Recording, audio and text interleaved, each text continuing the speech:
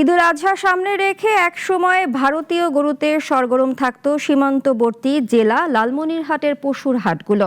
তবে এবার নেই ভারতীয় গরুর আনাগোনা। তবুও হাসি নেই খামারিদের মুখে। ক্রেতা সংকট আর কম দামে গরু বিক্রির শঙ্কায় দুশ্চিন্তায় দিন কাটছে তাদের।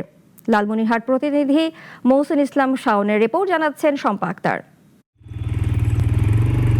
সীমান্তবর্তী জেলা হয় লালমনিরহাটে একসময় দেশি গরুর চেয়ে ভারতীয় গরুর প্রতি ক্রেতাদের আগ্রহ ছিল বেশি। তবে এবার জেলার সীমান্তবর্তী হাটগুলোতে দেখা গেছে ভিন্ন চিত্র, নেই ভারতীয় গরুর আনাগোনা।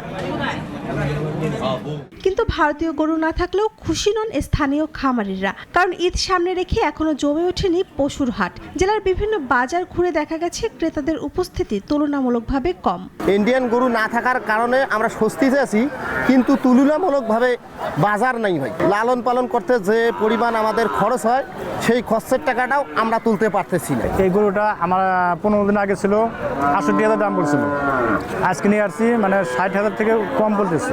যদিও ঢাকা, চট্টগ্রাম সহ দেশের বিভিন্ন এলাকায় পাইকাররা আসতে শুরু করেছে সীমান্তবর্তী জেলার হাটগুলোতে। এখান থেকে প্রতি বছর আসি দুর্গড়ি বাজারে। উত্তরবঙ্গের গরু খুব ভালো, সেই জন্য আমরা এখানে আসি কেনার জন্য। এখান থেকে কিনে নিয়ে আমি বোয়ালখালীতে, চট্টগ্রাম বোয়ালখালী থানাতে বিক্রি করি হাজিরহাটে। এদিকে হাট ইজারাদাররা বলছেন, সরকারি চাকরিজীবীদের বেতন ভাতা ও ঈদ বোনাস এখনো না হয় সাধারণ মানুষ পশু কেনায় আগ্রহ দেখাচ্ছেন না। শহরের লোক যারা কুরবানি দিবে তারা এখনো হাটমুখী হয় নাই। হয়তো বেতন বোনাস পাইলে সরকারি লোকজন হয়তো বা হাটে আসবে, তখন একটু দাম বাড়তে পারে। সব মিলিয়ে ভারতীয় গরু না থাকলেও এখনো প্রাণ ফেরেনি লালমনিরহাটের পশুর হাটে। তবে ঈদ যত ঘনিয়ে আসবে বাজার পরিস্থিতি স্বাভাবিক হবে, এমন প্রত্যাশাই খামারিদের। শম্পা আক্তার, নাগরিক।